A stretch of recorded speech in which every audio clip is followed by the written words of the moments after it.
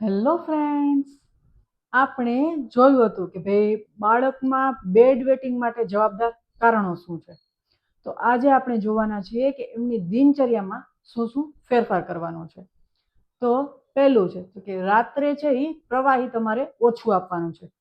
રાત્રે સુવાના 2 કલાક પહેલા બાળકને પાણી, દૂધ કે જ્યુસ છે એ વધુ પ્રમાણમાં આપવાનું નથી.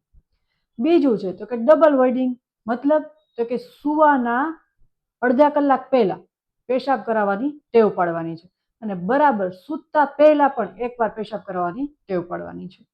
ત્રીજું છે તો કે રાત્રે ઉઠાડવાનું. બાળક સૂઈ જાય ને એના 2 થી 3 કલાક પછી એકવાર એને જગાડીને ટોયલેટમાં લઈ જવાની ટેવ પાડવાની છે.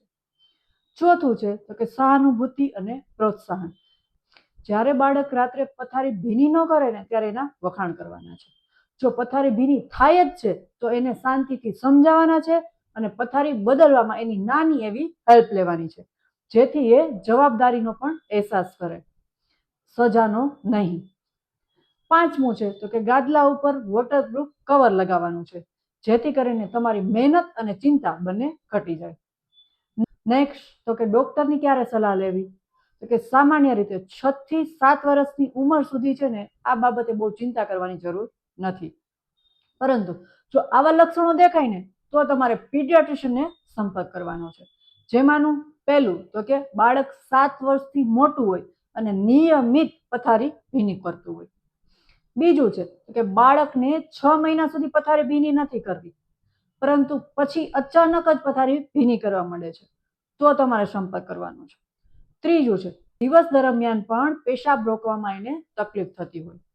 ચોથું છે પેશાબ કરતી વખતે દુખાવો થાય અથવા તો બળતરા થાય.